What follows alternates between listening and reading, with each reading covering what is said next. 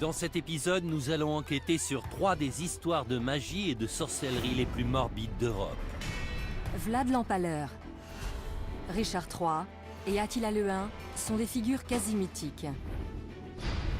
Nous sommes fascinés par les méfaits des empereurs romains et des hordes vikings. Mais c'est facile d'oublier que ces gens et leurs victimes ont réellement existé. Et que la réalité est souvent plus complexe que la légende sanglante. Je m'appelle Joe Crowley, je suis journaliste. Je m'appelle Susanna Lipscomb, je suis historienne. Ensemble, nous allons dévoiler la réalité cachée derrière des personnages et des événements restés tristement célèbres. En revisitant les scènes de crime, c'est bon, affaire classée. Et en explorant de nouvelles pistes, regardez, voilà les preuves. Pour tirer des conclusions parfois étonnantes. Vous pensez connaître ces chapitres de l'histoire? Rien n'est moins sûr. Dans cet épisode, nous allons enquêter sur 3 des histoires de magie et de sorcellerie les plus morbides d'Europe. Quel rôle l'Inquisition espagnole a-t-elle joué dans les accusations de sorcellerie portées contre des milliers de gens? Tout ce que les victimes pouvaient faire, c'était prier et crier. Au cours du XVIIIe siècle, un groupe de voleurs masqués hollandais a-t-il vraiment agi sous la coupe du diable? Les seuls aveux que l'on a ont été obtenus sous la torture. Pourquoi une famille de fossoyeurs a-t-elle été tenue responsable de la propagation d'une maladie mortelle dans la petite ville de Frankenstein? Tout ça a été mis en scène de manière cruelle et macabre.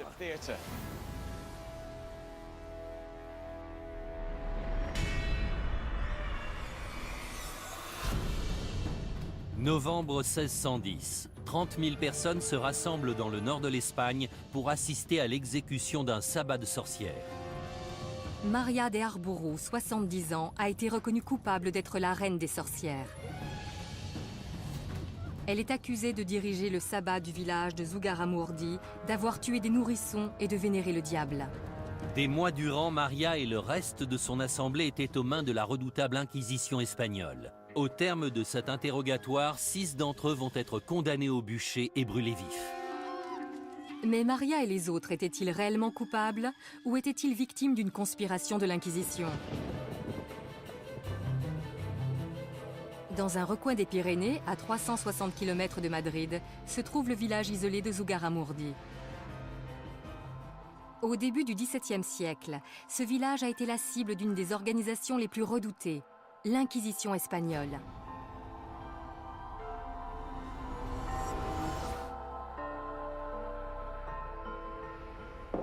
En 1609, l'Inquisition est venue à Zugarramurdi enquêter sur une affaire de sorcellerie dénoncée par les membres du clergé de la région et leurs informateurs. Le village a depuis ouvert un musée entièrement dédié à cette affaire.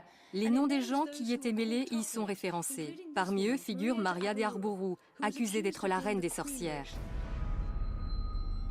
Instaurée à la fin du XVe siècle, la mission de l'Inquisition était de maintenir la pureté de l'Église et de superviser les Juifs et les musulmans convertis au catholicisme. L'historienne locale, Idoia Mentaberi, a enquêté sur l'affaire de sorcellerie de Zugarramurdi. Que s'est-il passé quand l'Inquisition a débarqué dans le village? Ils sont arrivés vêtus de leurs robes. Il y avait de quoi avoir peur. Ils ont arrêté des femmes, des personnes âgées et même des enfants. Le plus jeune avait 9 ans. Ils ont créé une telle atmosphère de panique et de peur que les villageois ont vite commencé à s'accuser entre eux pour tenter de sauver leur peau.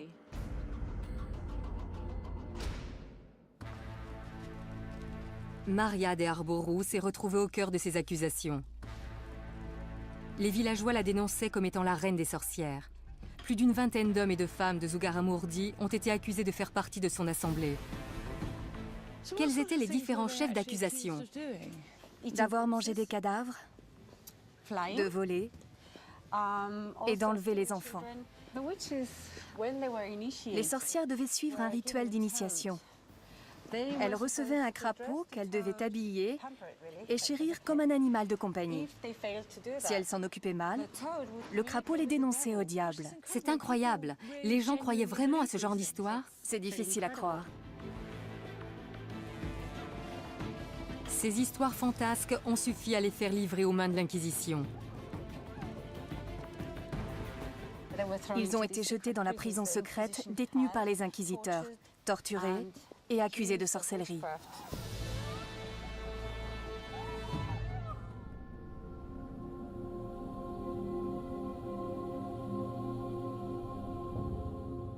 Idoia m'a décrit les terribles événements qui se sont tenus ici au XVIIe siècle. Mais j'aimerais comprendre comment ces habitants d'un coin reculé de la montagne ont pu croire en ces histoires au point d'exécuter d'autres villageois.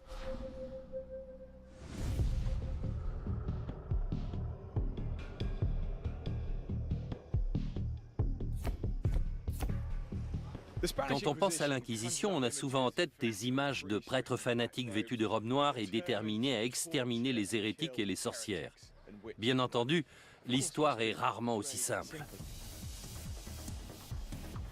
Je me dirige vers le donjon d'Amsterdam, un site très touristique, pour y apprendre tout ce qu'il y a à savoir sur cette fameuse organisation.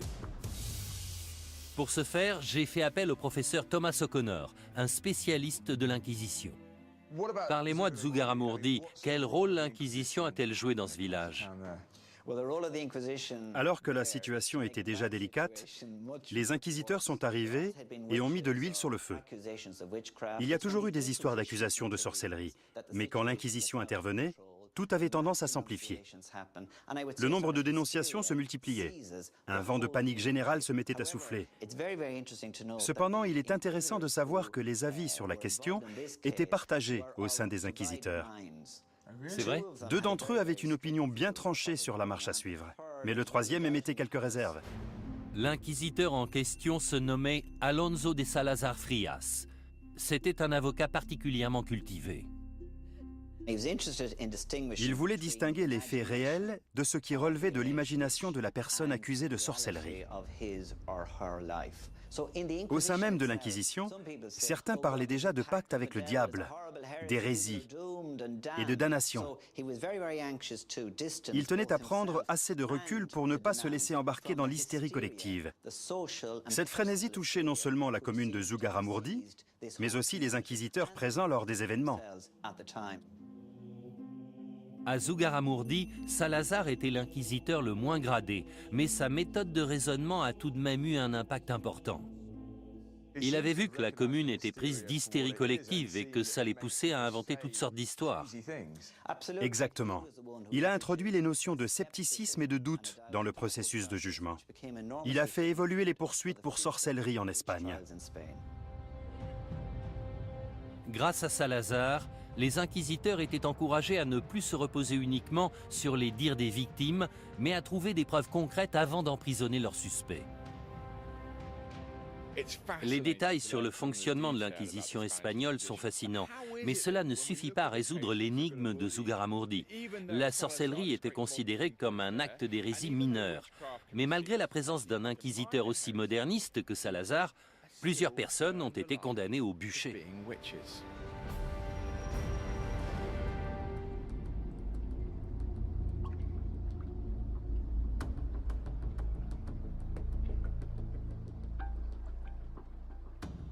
Joe a révélé l'impact tragique qu'a eu l'Inquisition espagnole sur le village de Zugarramurdi. De mon côté, j'aimerais savoir ce qui poussait ces villageois à croire que des sorcières vivaient parmi eux. Que s'est-il vraiment passé? Des gens affirmaient qu'une fois la nuit tombée, des sorcières les avaient emmenés de force dans leurs repères. Il me faut plus d'informations. Les gens inventaient-ils ces histoires ou est-ce qu'elles cachent autre chose?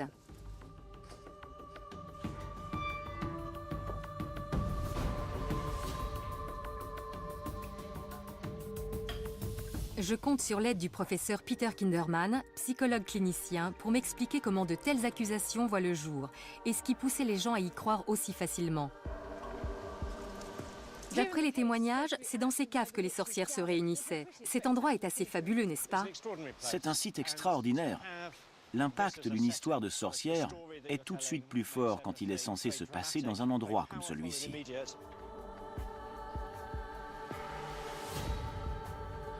Une fois lancée, une rumeur est difficile à stopper. L'histoire nous dit que ces sorcières enlevaient des gens la nuit et les emmenaient dans ces caves où avait lieu leur assemblée. Mais on ne sait pas exactement ce qu'il se passait après. Pour commencer, il faut garder à l'esprit qu'à cette époque, les histoires de sorcières, de démons, de vie après la mort faisaient partie du quotidien des gens. Comme les téléphones, les avions et les armes nucléaires font partie du nôtre aujourd'hui. Les gens expliquaient ce qui leur arrivait à partir des connaissances qu'ils avaient du monde. La peur d'être torturés et brûlés vifs poussait les habitants de Zugarramurdi à émettre de folles accusations sur leurs voisins. Les gens vivaient dans la terreur. Il suffisait qu'un suspect interrogé finisse par avouer en impliquant une ou deux autres personnes pour que les accusations se multiplient. Ce phénomène ne se limitait pas à Zugarramurdi. Dans toute la région, plusieurs villages se sont mis à dénoncer des pratiques de nature satanique. Le cadre idyllique de la montagne s'est alors transformé en un lieu de cauchemar. Certaines personnes parlent d'hystérie collective. Pensez-vous que cela puisse expliquer ce qu'il s'est passé ici? Le terme d'hystérie collective sous-entend que ces personnes étaient dérangées ou malades. Je ne pense pas que ça a été le cas. De nos jours, accuser quelqu'un de sorcellerie passe pour de la démence. Mais si on appelle les services secrets parce qu'on suspecte son voisin de fabriquer des bombes, cela nous paraît normal. Donc il ne faut pas trop rationaliser les faits. Ces gens ont réagi dans la panique. Les conséquences étaient terribles dans les deux cas. Être possédé par le diable et perdre son âme faisait bien plus peur aux gens qu'on ne peut l'imaginer aujourd'hui. D'un autre côté, l'idée de faire l'objet d'une enquête, puis d'être torturé et brûlé vif en public, n'était pas plus réjouissante. Maria et les autres victimes se trouvaient confrontées à un cruel dilemme. Seule leur foi pouvait les sauver, et elle allait être testée comme jamais. L'enquête menée par l'inquisiteur Alonso de Salazar a abouti à la libération de plusieurs suspects. Mais Salazar ne pouvait tous les sauver. Maria de Arburu et 5 autres personnes ont été jugées coupables.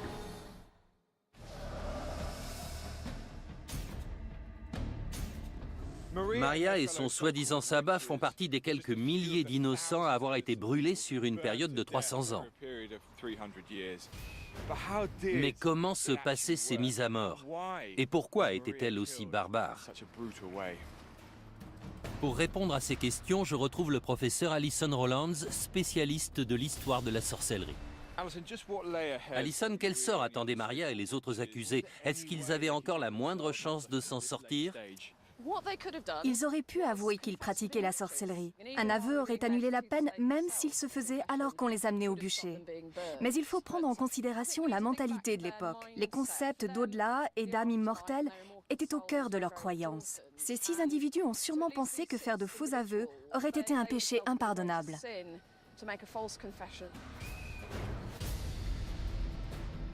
En refusant de choisir la facilité, Maria a définitivement scellé son destin. Elle et ses pairs étaient condamnés à trouver la mort d'une des pires façons imaginables. Pourquoi le bûcher? Pourquoi une mort aussi horrible? On ne pouvait pas les pendre ou les décapiter? Selon certaines croyances religieuses, le feu a le pouvoir de purifier l'âme d'un pécheur. Même si ça peut paraître assez tordu, brûler les personnes accusées de sorcellerie était vu comme une façon de sauver leur âme. J'imagine à quel point ça doit être horrible de voir les flammes se répandre et commencer à brûler. La douleur doit être insoutenable tant qu'on reste conscient. C'était l'une des sentences les plus cruelles. À mon avis, les inquisiteurs pensaient que la menace du bûcher suffirait à convaincre les gens d'avouer. Mais ce n'était pas toujours le cas. Donc ils devaient mettre leurs menaces à exécution. Je ne suis pas sûr de vouloir la réponse à cette question, mais est-ce que ces gens sentaient la mort arriver? Combien de temps se passait-il avant qu'ils ne succombent aux flammes? Malheureusement, il est presque certain qu'ils aient eu le temps de sentir l'odeur du feu et de subir l'atroce douleur causée par les flammes qui se rapprochaient.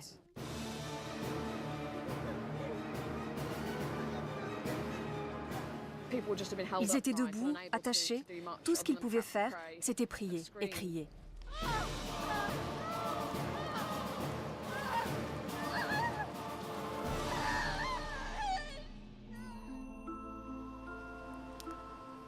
Maria et les autres prétendues sorcières ont connu l'une des pires morts imaginables. Et dire qu'ils auraient pu en réchapper s'ils s'étaient repentis de leurs péchés. Cependant, Salazar a enclenché la fin de ces pratiques barbares. Son rapport à l'Inquisition a fait cesser les exécutions pour cause de sorcellerie en Espagne. Triste ironie du sort, les données qu'ils avaient récoltées à Zugarramurdi ont poussé l'Inquisition à gracier les sorcières du village seulement 4 ans après leur mort par le feu. «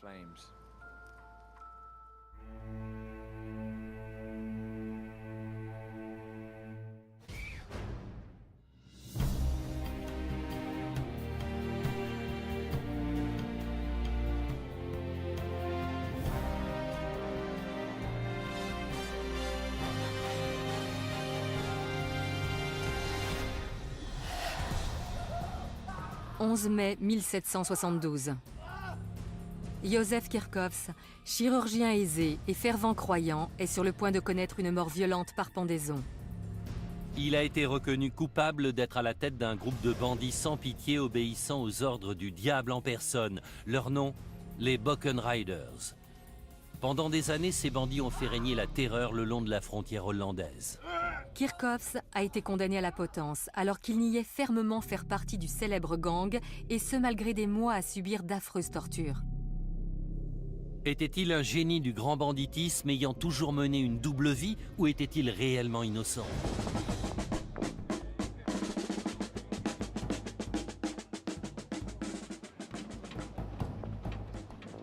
Les festivités qui ont lieu tout autour de moi sont organisées en l'honneur des héros du folklore hollandais, les Bockenriders. Bockenriders signifie les cavaliers du bouc. Les représentations de ces personnages sont nombreuses.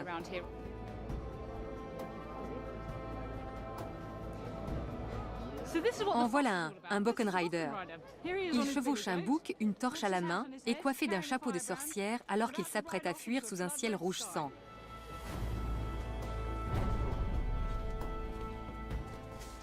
De nos jours, beaucoup de gens voient les Bockenriders comme des justiciers, une sorte de version hollandaise du légendaire Robin des Bois. Cependant, les études contemporaines les décrivent comme un violent groupe de voleurs sans foi ni loi qui n'hésitaient pas à prendre pour cible les prêtres et leurs églises. Au centre de ces récits se trouve l'arrestation du médecin local, le docteur Józef Kirchhoffs, en 1771. Il était accusé d'être à la tête de ces opérations. Mais était-il un justicier à la Robin des Bois ou un malfaiteur sous la coupe du diable ?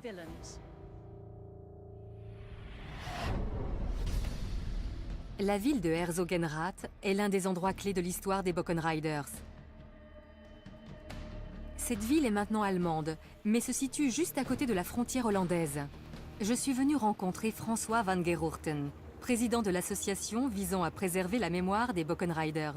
François, qu'est-ce qui faisait des Bockenriders un groupe de bandits beaucoup plus terrifiant que les autres criminels? Comme tous les bandits, ils étaient accusés entre autres de vol et de cambriolage. Mais en plus, la légende dit qu'ils avaient fait un pacte avec le diable. Les vols étaient commis dans un périmètre si grand que les rumeurs disaient que le diable leur avait donné des boucs volants pour les assister dans leurs méfaits. L'efficacité impitoyable avec laquelle ces brigands agissaient ont poussé les autorités et la population à croire qu'ils obéissaient tous à une seule et même personne, un leader connu sous le nom de Józef Kirchhoffs. François, quel lien existe-t-il entre cette église et l'objet de notre étude, Józef Kirchhoffs? C'est l'église Sainte-Marie. C'est ici qu'il a été arrêté dans la matinée du 17 août 1771. Ça doit être choquant de se faire arrêter en sortant de l'église devant tous les paroissiens. Il y a de quoi se sentir humilié. Clairement. Il habitait une centaine de mètres plus loin. En l'espace d'un instant, il est passé du statut de citoyen respecté à celui de criminel. Dites-moi plus sur Kirchhoffs. Que sait-on de lui? Il est né en 1724. Après 9 ans dans l'armée, il est rentré chez lui. Et puis il est devenu le chirurgien officiel de la ville de Herzogenrath. Au moment de son arrestation, il était marié et il avait 6 enfants. Pourquoi est-ce qu'ils l'ont arrêté lui plutôt qu'un autre? Les autorités pensaient que le diable venait sur terre pour séduire les gens pauvres d'esprit, qui ne savaient ni lire ni écrire, afin d'en faire des Bockenriders. mais leur chef devait forcément être quelqu'un de plus instruit.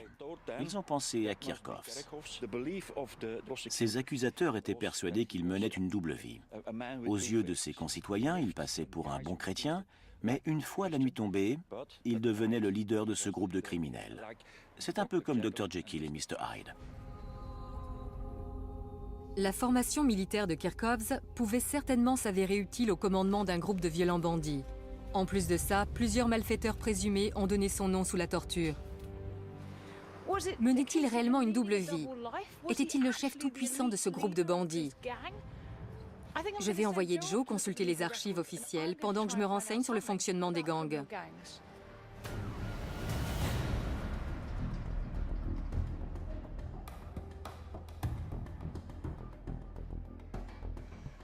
L'histoire de Joseph Kirchhoffs et des Boken Riders est empreinte de mythes et de légendes.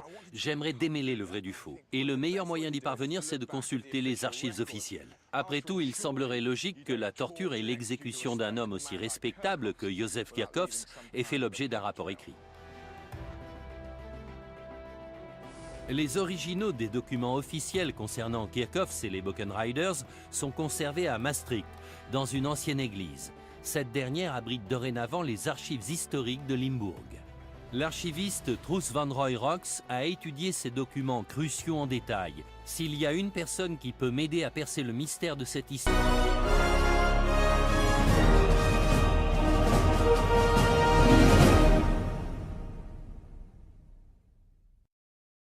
et faire éclater la vérité au grand jour, c'est elle. Il y a beaucoup de légendes au sujet des Boken Riders. Quelles conclusions peut-on tirer des documents de l'époque? Quels sont les faits? On a là les comptes rendus des tortures infligées aux prisonniers soupçonnés de faire partie de ce groupe de malfrats. Ils étaient accusés d'entrer par effraction dans les maisons, les églises et les abbayes. Mais le mystère reste entier au sujet de la réelle culpabilité des prétendus Boken Riders. Les seuls aveux que l'on a ont été obtenus sous la torture. C'est assez déroutant. On trouve ici des milliers de documents juridiques et pourtant, aucun d'entre eux ne prouve sans équivoque que Kirchhoffs ait été à la tête de ce réseau criminel.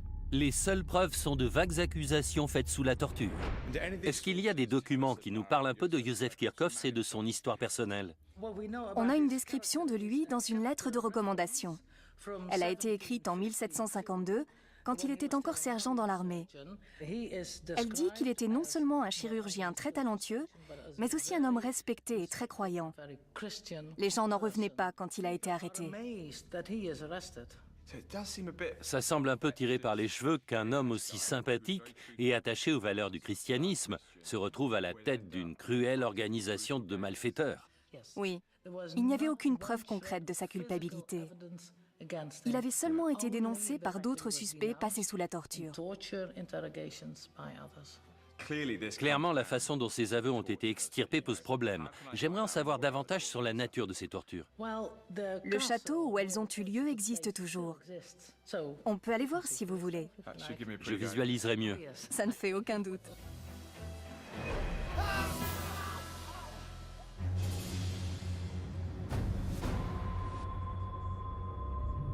J'ai suivi Truus 35 km plus loin jusqu'au château d'Herzogenrath afin d'en apprendre davantage sur les atroces tortures infligées aux Boken Riders présumés.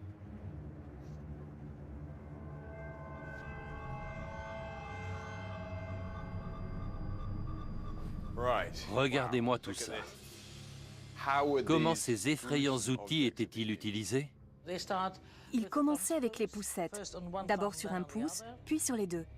Vous parlez des pouces, mais il y a la place d'y mettre la main entière. Même avec une simple pression, on sent que ça peut infliger d'atroces souffrances. Et si ça ne suffisait pas à les faire parler, il passait au brodequin. Comment ça marche? Cette partie se met derrière le mollet. Celle-ci est sur le tibia. La poignée permet de resserrer la vis, ce qui réduit le tibia en miettes. Puis dans un troisième temps, ils attachaient les mains de la victime derrière son dos et le suspendaient à l'estrapade. Par les mains? Oui, et les pieds ne touchaient pas le sol. Le poids du corps tout entier tirait sur les mains. Mais c'est possible, les bras doivent immédiatement se casser, non? Oui. Ils se cassent. Les organes éclatent et les épaules se disloquent. C'est le corps tout entier qui se retrouve réduit en bouillie. Certains rapports disent qu'au bout de seulement 5 minutes, les victimes criaient « Détachez-moi, je vais parler, je vais tout avouer, je n'en peux plus ».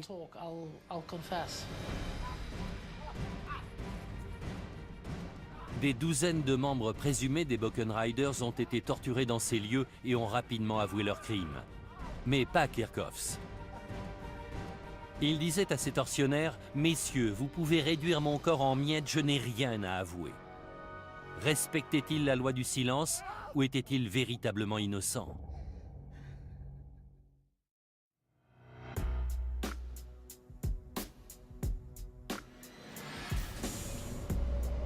Józef Kirchhoffs n'a jamais avoué malgré les horribles tortures qu'on lui a fait subir.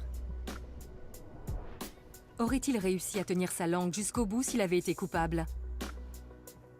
Pour le savoir, je vais discuter avec Graham Johnson. Depuis plus de 10 ans, il enquête sur les barons du crime et les gangs sévissant actuellement. Les gangsters connaissent-ils l'identité de leur chef? Pas toujours. Les petites mains, ceux qui les recrutent et tous ceux qui occupent des postes secondaires ne savent pas forcément pour qui ils travaillent. On s'intéresse actuellement à Józef Kirchhoffs, qui était un membre respectable de sa communauté. Est-ce qu'on trouve vraiment ce genre de profil au sein d'un gang?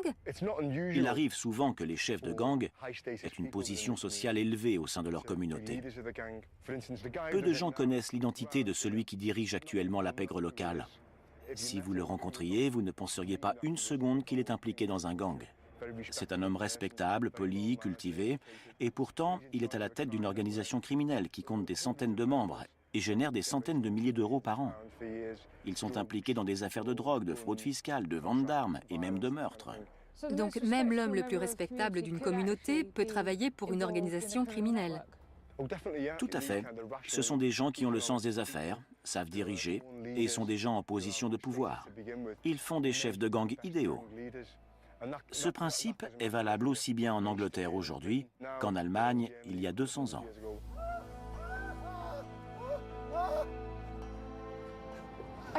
Quand je suis arrivée à Deptford, j'étais persuadée qu'un père de famille très croyant comme Józef Kirchhoffs ne pouvait en aucun cas être à la tête des Buchan Riders. Pourtant, les gangs d'aujourd'hui opèrent au sein de leur communauté dans le plus grand secret.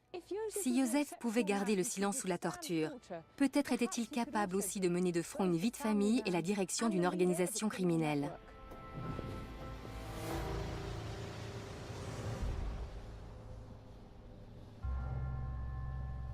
Malgré l'absence de preuves tangibles à l'encontre de Kirchhoffs, les juges étaient convaincus de sa culpabilité. Après des mois de torture, le verdict est finalement tombé. Il a été condamné à mort. Sa sentence a été prononcée oralement dans cette pièce. Juste ici. Ici même, oui. C'est vrai? Il a été condamné à la pendaison pour 9 cambriolages. C'est tout ce qu'ils ont trouvé à lui reprocher après toutes ces tortures. 9 cambriolages sur une période de 9 ans. Rien à voir avec le casier judiciaire d'un baron du crime. Est-ce qu'on sait comment s'est déroulée l'exécution? Oui, on a le compte-rendu détaillé. Je vous le lis. Ils ont alors conduit Kirchhoffs sur la place publique où la potence avait été érigée. À 11 h du matin, le bourreau lui a passé la corde autour du cou. D'une voix tremblotante, il a crié « Jésus, j'ai vécu pour toi, je meurs pour toi. »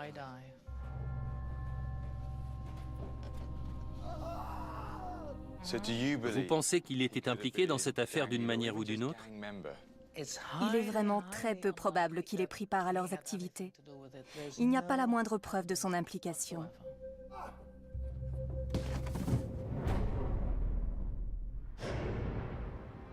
Kirchhoffs n'a pas été la seule victime. Plus de 350 Buchan Riders présumés, hommes et femmes confondus, ont été pendus, laissés pour morts sur la roue ou brûlés vifs.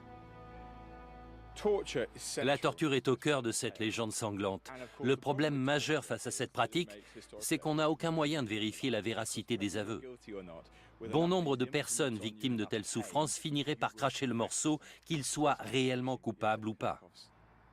Le plus fascinant, c'est que Kirchhoffs n'a jamais avoué. Même si Suzy a des arguments valables pour le suspecter d'avoir été à la tête des Buchan Riders, je n'arrive pas à y croire.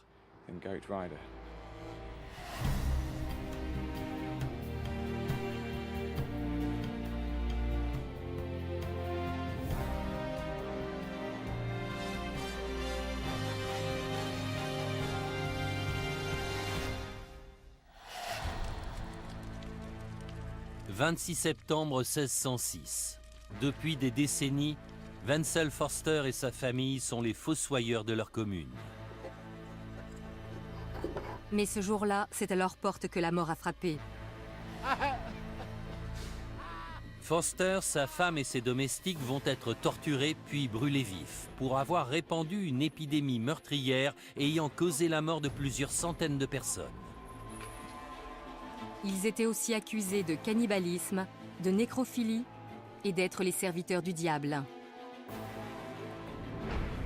Forster et sa femme ont-ils vraiment commis ces crimes sataniques? Ou ont-ils été victimes des préjugés et de la panique ambiante?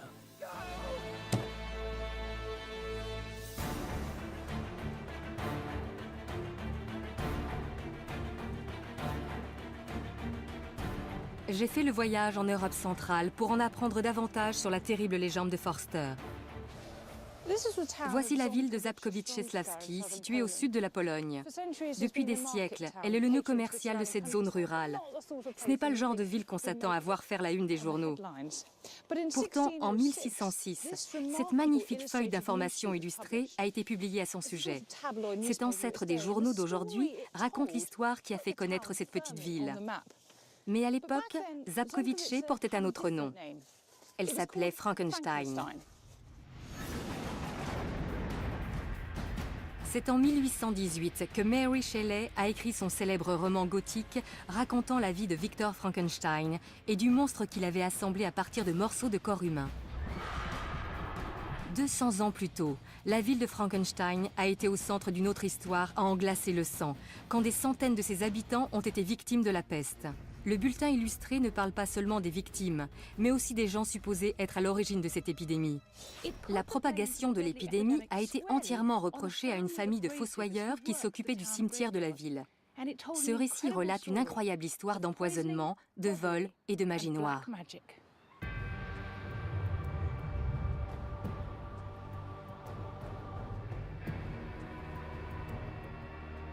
Au banc des accusés se trouvait Wenzel Forster, le fossoyeur en chef, mais aussi sa femme, ses domestiques et ses assistants. Je me suis rendue au cimetière où il travaillait pour rencontrer Karen Lambrecht, l'historienne qui a révélé au grand jour l'histoire de la peste de Frankenstein. J'ai avec moi un document témoignant des événements sordides ayant eu lieu à Frankenstein en 1606. Que décrivent exactement ces somptueuses illustrations ? Eh bien, on y voit les fossoyeurs en train de disperser le poison qui a causé l'épidémie. Forster a été accusé d'étaler une pâte faite à base de restes humains sur les poignées de porte du village afin de répandre la maladie. Mais ces allégations ne s'arrêtaient pas à celles d'empoisonnement. Que signifie cette image? Il n'était pas seulement accusé de tentative d'empoisonnement, mais aussi de meurtre rituel et de vol. Là, on voit un fossoyeur dévorant un enfant. C'est du cannibalisme. Ils maltraitaient les cadavres. Ils extrayaient les fœtus morts du ventre des femmes enceintes. Aucun détail n'est épargné. En tant que fossoyeur de la ville, Forster était chargé d'enterrer les victimes de la peste. Son accès immédiat aux cadavres a poussé les villageois à croire facilement à ses accusations. Ce que Karen vient de me dire est à la fois surprenant et choquant. On savait que des gens étaient accusés de sorcellerie dans toute l'Europe, mais ici on a accusé des fossoyeurs de répandre la peste. J'aimerais en apprendre plus sur l'idée que les gens se faisaient de la peste pour en avoir peur au point de persécuter ceux qu'ils pensaient responsables de sa propagation.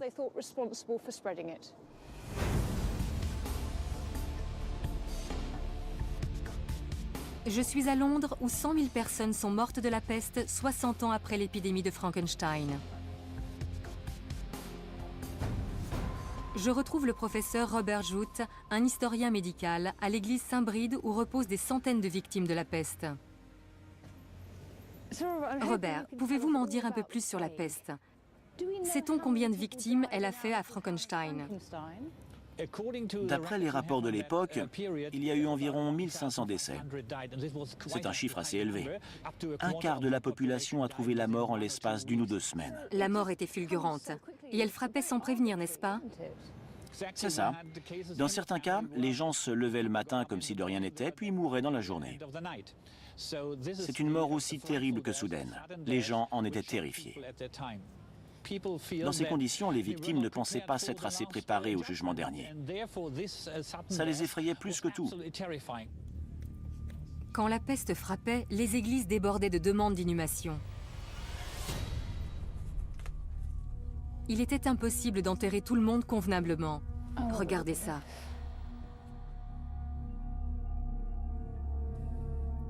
On se rend mieux compte du traumatisme subi. Absolument. La plus grande peur des gens était de ne pas être enterrés individuellement et de finir dans une fosse commune. On peut comprendre que l'idée d'être enterré au même endroit que des centaines d'autres victimes les ait terrorisés. Il n'était plus qu'un corps sans identité. Exactement. Les ossements sont éparpillés un peu partout. C'est typique d'une fosse commune creusée lors d'une épidémie de peste au XVIIe siècle. En voyant tout ça, je comprends un peu mieux pourquoi les habitants de Frankenstein étaient aussi terrifiés par la peste au XVIIe siècle.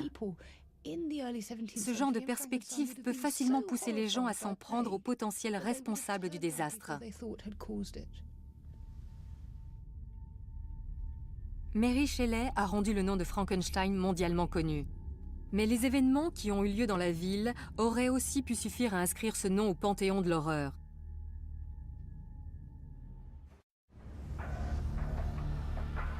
Suzy a découvert qu'un quart de la population de Frankenstein a succombé à la peste. Les fossoyeurs ont-ils réellement pu répandre l'épidémie à l'aide de potions empoisonnées? Y a-t-il un moyen de découvrir ce que contenaient ces potions? Bien entendu, les autorités de l'époque ne disposaient pas de laboratoires médico-légaux où les faire analyser. Personnellement, l'idée de potions pestiférées me semble un peu exagérée. On pourrait presque y voir un complot monté dans le but de s'en prendre aux fossoyeurs.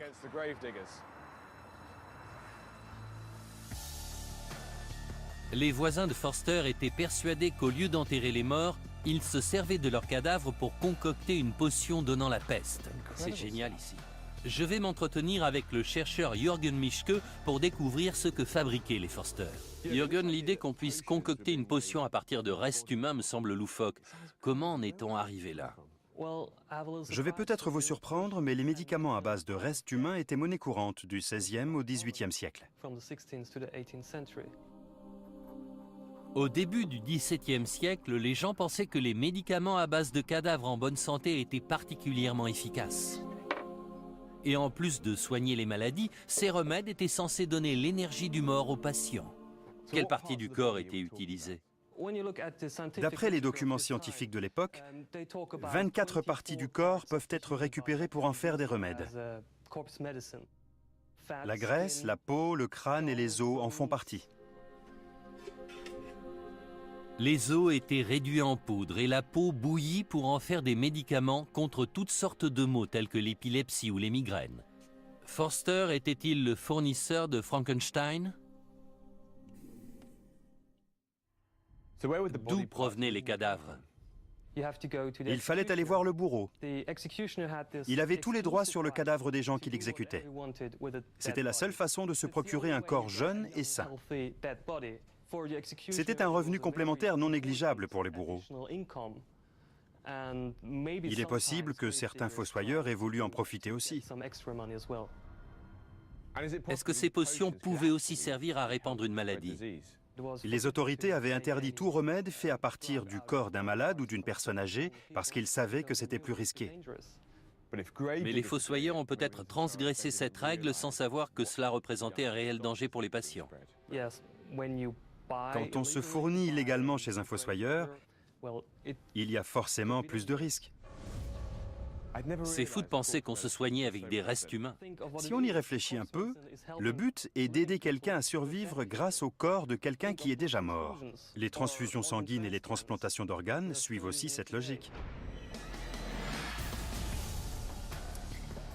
C'est fascinant. Moi qui pensais que cette histoire avait été fabriquée de toutes pièces pour se débarrasser des fossoyeurs, et finalement j'apprends que la médecine actuelle fait appel aux mêmes méthodes.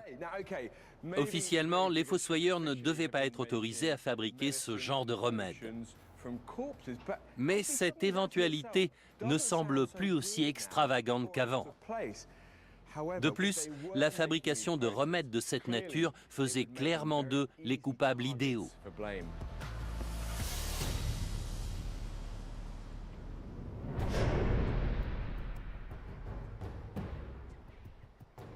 Joe a découvert que Wenzel Forster dirigeait peut-être un laboratoire clandestin de fabrication de médicaments à base de cadavres.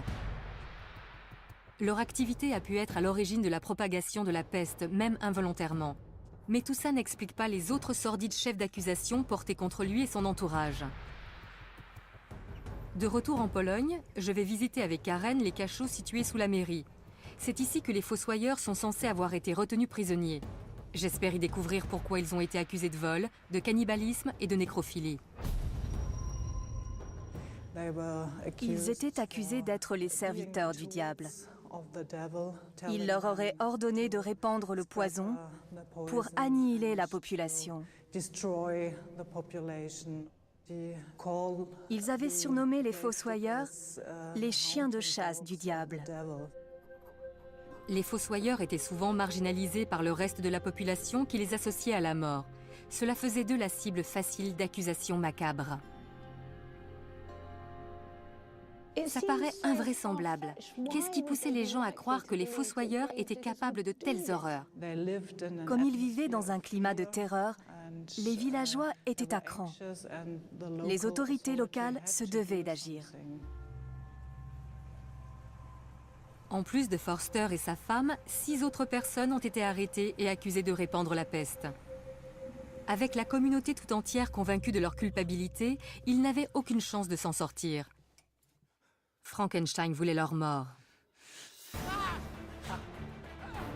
Les autorités tenaient à obtenir des aveux de la part des fossoyeurs ainsi que les noms d'autres membres de leur famille impliqués.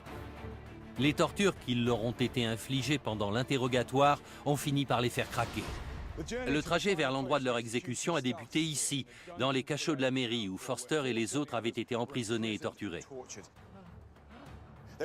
Ensuite, ils ont été transportés à travers toute la ville, installés en évidence sur une charrette pour que la population assiste à leur sentence et sache ce qui arrive aux gens coupables de tels crimes. Après tout, le but de cette mise en scène cruelle et macabre était d'être vu par le plus grand nombre possible d'habitants. Tout Frankenstein tenait au bon déroulement de cette exécution. Ils étaient persuadés que la mort de Forster et de son entourage mettrait un terme aux ravages de la peste. Voici les anciennes frontières de la ville. Les douves se trouvaient ici. Au moment où Forster et les autres les traversaient, ils étaient déjà couverts de blessures. En plus des châtiments corporels, ils subissaient une véritable humiliation publique. Forster avait non seulement empoisonné ses voisins, mais aussi trahi son serment de servir la communauté. Déjà accablés par leurs blessures, les Forster ont fini par arriver ici, en dehors des limites de la ville, sur la colline des Potences. À ce moment-là, ils devaient espérer que leur heure est enfin sonnée. Ce n'était pas le cas. On a d'abord coupé les mains droites de Forster et de son assistant. Ensuite, les mains ont été clouées au pieu où ils seraient attachés pour mourir. Puis, pour le crime de nécrophilie, l'assistant de Forster a été castré. Prochaine étape, le bûcher. Forster et 3 autres fossoyeurs ont été attachés à des pieux.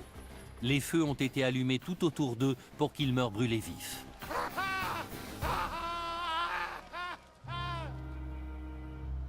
Pendant les 11 années qui ont suivi, d'autres familles de fossoyeurs ont été arrêtées, jugées et exécutées. Parmi eux, un garçon de seulement 14 ans a été décapité. La terreur se trouve au cœur de cette affaire. Face à la peur, les hommes sont capables d'actes terribles. Les fossoyeurs sont devenus leur bouc émissaire.